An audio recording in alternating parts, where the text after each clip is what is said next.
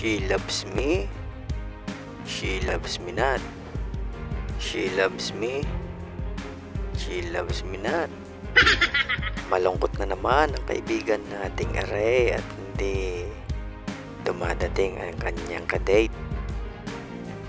Pero huwag ka mag-alala kaibigan, okay lang yan kung hindi dumating ang iyong hinihintay o ang iyong kausap o ang iyong kadate.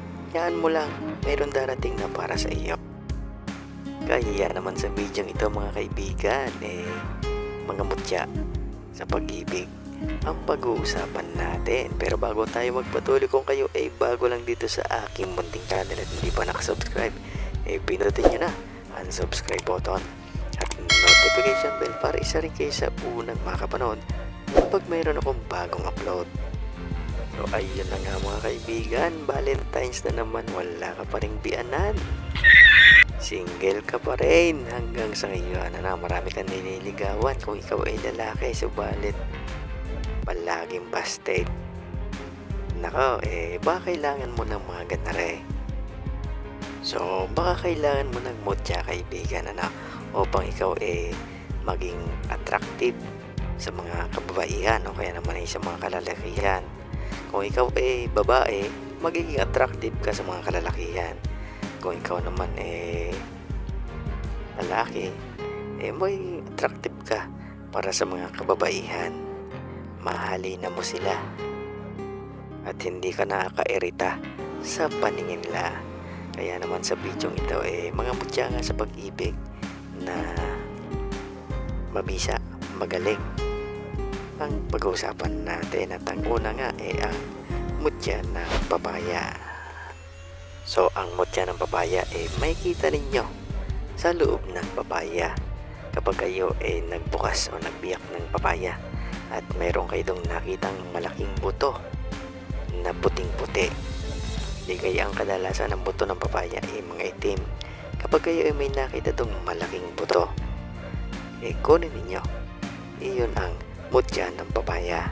Maaring gamitin yan ng babae at lalaki upang makahalina at makahanap sila ng kapareha o makahalina sila ng mga taong magmamahal sa kanila. So kapag nga kayo ay nakakuha ng malaking buto ng papaya na kulay puti, patuyuin ninyo. Dapat maganda ang pagkakatuyo sa sikat ng araw. Kapag tuyong-tuyo na, balot mo naman sa pulang tela at maaaring mo nang ilagay sa bulsa mo o kwentasin mo at ikaw makakahalina na. So kusang gagana iyan. Hindi mo na kailangan ng dasal. Subalit huwag mong ipagsabi na ikaw may mutya ng papaya. Sunod naman natin ang mutya ng sampagita. So kapag kayo ay nakakita ng bubot na sampagita na siya naging bato, kunin ninyo. Yan ang mutya ng sampagita. Maaari niyong kwentasin at ilagay sa wallet o kaya naman sa iyong bulsa. At yan makakatulong upang makaakit kayo ng mga kababaihan o kaya naman kalalakihan.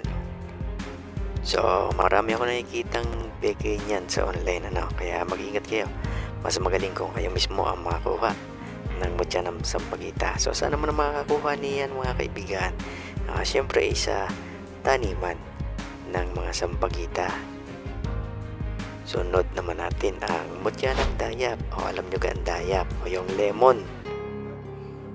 Dayap dito sa atin ang tawag. So iyan maganda na pang-akit at panghalina ng kababaihan.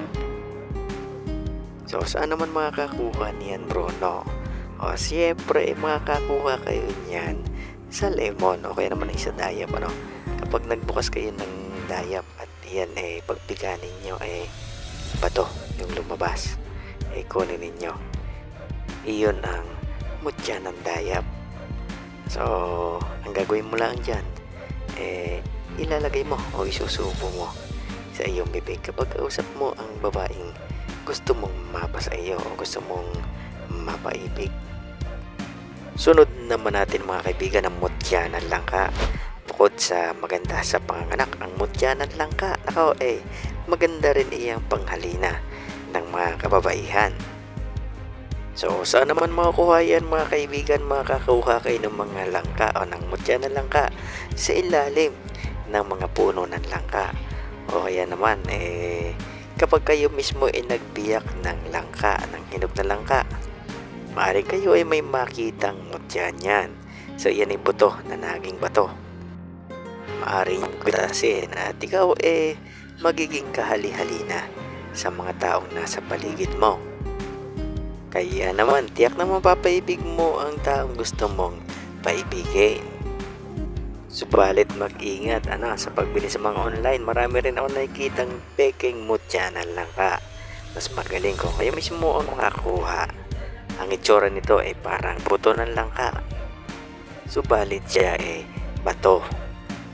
Kwentasin mo lang iyan at ikaw magiging kahali-halina na sa mga taong nasa paligid mo.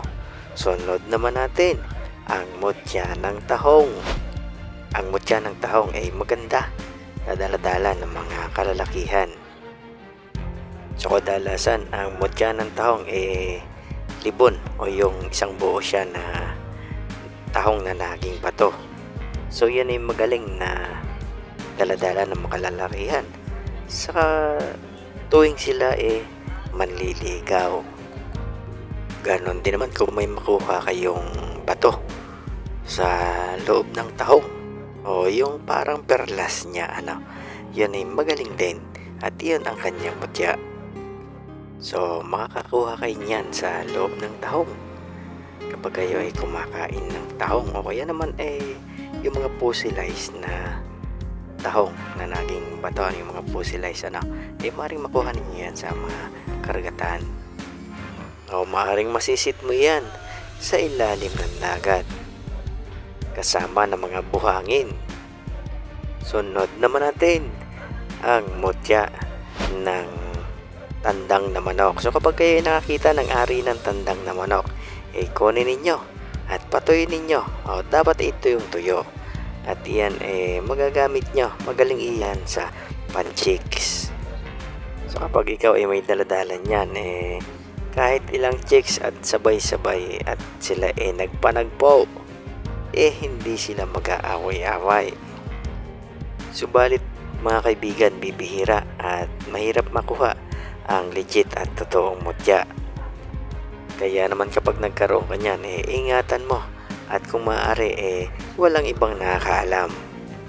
So ito ay ilan lang sa mga magaganda at matinding mutya na maaari nyong magamit, makatulong sa inyo upang mapaibig nyo ang mga taong gusto nyong paibigin. So balit paalala, kapag mayroong kanyan huwag kang busuhin, isa-isa lang. Huwag yung doble-doble at sabay-sabay o makakoleksyon ka ng napakarami. Isa lang sapat na upang ikaw lumigaya. Yun, hanggang sa muli. Good luck, God bless at ingat kayo palagi.